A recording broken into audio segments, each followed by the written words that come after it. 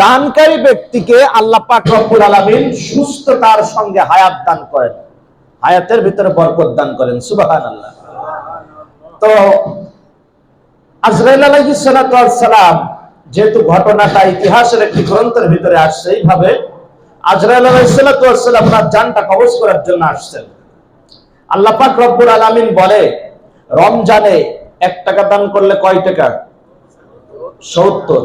তাহলে 6 দিরহাম দান করলো 60 গুণ। আল্লাহ পাক রব্বুল আলামিন বলে, আমার এই যুবক বান্দা, আমি, তোমরা সবাই সাক্ষ্য থাকো, আমি আল্লাহ পাক রব্বুল আলামিন ঘোষণা করে দিলাম, শুধু দান করার বরকতে, রমজান মাসে দান করার বরকতে, এর মাথার তালু থেকে পায়ের তালু পর্যন্ত যত রোগ বালা মুসিবত যা ছিল, আমি আল্লাহ সব ভালো করে দিলাম। 6 দিরহাম দান করার কারণে হায়াত বৃদ্ধি করে 60 বছর হায়াত দিয়ে দিলাম। সুবহানাল্লাহ। শুধুমাত্র দান করার কারণে। সুলাইমান আলাইহিস সালাতু ওয়াস সালামের জামানায় এক ব্যক্তি শুধু পাখির বাসা ভাঙতো, পাখি এসে সুলাইমান আলাইহিস সালাতু ওয়াস সালামের কাছে নালিশ করছেন। সুলাইমান আলাইহিস সালাতু ওয়াস সালাম এমন একজন বাদশা ছিলেন, যিনি জীব জন্তু জানোয়ার পশু প্রাণী পাখি সমস্ত মাখলুকাতের ভাষা তিনি বুঝতে পারতেন। আল্লাহ সেই বাচ্চা হিন্দু সুলাইমান নবীকে দান করেছিলেন। বাতাস যার অনুগত ছিল, সুলিমানে দানা আংটির মাধ্যমে যিনি পুরা বিশ্বকে শাসন করত। সুলাইমান আলাইহিস সালাতু ওয়াস সালামের কাছে এসে পাখি নালিশ করছে, হুজুর, প্রত্যেকটা সময় যখন আমি ডিম পেড়ে বাচ্চা উঠাই, একজন দুর্বৃত্ত এসে আমার বাচ্চাগুলো নিয়ে চলে যায়। হুজুর, আপনি আমার বাচ্চাগুলোকে রক্ষা করেন। সুলাইমান আলাইহিস সালাতু ওয়াস সালাম বলছে, আচ্ছা ঠিক আছে, আমি দাঁড়াও, ওই ব্যক্তিকে ডাকছি।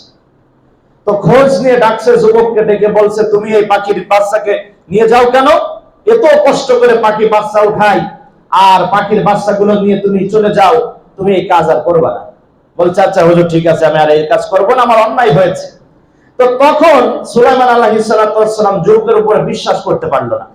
সুলাইমান আলাইহিস সালাতু ওয়াস সালামের অনুগত জিন ছিল, একটা জিনকে বলল যে তুমি ওই গাছের গোড়ায় গিয়ে পাহারা দিবা, যখন ওই যুবক গাছে উঠবে, পাখির বাচ্চা নেওয়ার জন্য উঠবে, তো তখন ওই যুবকের ঠ্যাং ধরে পা ধরে তুমি নামাই দিবা। তো এই কথা বলছে। আবারও পাখি ডিম পারলো, আবারও বাচ্চা উঠালো। পাখির বাচ্চা যখন বড় হয়ে গেল, ওই যুবক ঠিকই গাছে উঠছে, উঠে বাচ্চা পেড়ে নিয়ে নিজের বাড়িতে নিয়ে চলে গেল। আল্লাহ নবী সুলাইমান আলাইহিস সালাতু ওয়াস সালামের কাছে এসে পাখি আবার বিচার দিল, হুজুর, আপনার কাছে আমি নালিশ দিয়েছিলাম আমার বাচ্চাগুলো রক্ষা করার জন্য, আপনি আমার বাচ্চা রক্ষার জিম্মাদার হয়েছিলেন, কিন্তু আপনি তো এবারও আমার বাচ্চা রক্ষা করতে পারলেন না। ওই যুবক তো আবারও আমার বাচ্চাগুলো নিয়ে চলে গিয়েছে, আপনি কিছু করুন। আল্লাহ নবী সুলাইমান আলাইহিস সালাতু ওয়াস সালাম তখন ওই যে জিনকে রক্ষক হিসেবে পাঠিয়েছিলেন, পাহারাদার হিসেবে, ওই জিনকে ডাকলো। তো তখন জিনকে ডাকা হলো। ওই জিনকে জিজ্ঞাসা করছে, কি ব্যাপার, তোমাকে না বলেছিলাম এই যুবক যখনই গাছে উঠবে তখনই যুবকের পাটা ধরে তুমি নামাই দিবা? তো তখন জিন বলছে, হুজুর, আমি যখনই এই যুবকের পা ধরতে যাব, ঠ্যাং ধরে নামাতে যাব, তো তখন আমি লক্ষ্য করে দেখি আসমান থেকে দুইজন ফেরেশতা এসে আমার দুইটা ডানা ধরে এমন ভাবে নিক্ষেপ করছে, আমি পৃথিবীর অপর প্রান্তে পড়ে গেছি।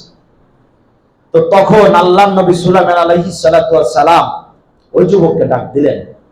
ডাক দিয়ে যুবককে বলছে, যুবক, কি ব্যাপার, তুমি কি এমন আমল করো যার জন্য গায়েব থেকে আল্লাহ তাআলার পক্ষ থেকে আল্লাহ ফেরেশতা দ্বারা বিপদ আপদ মুসিবতের সময় তোমার সাহায্য সহযোগিতা করছে?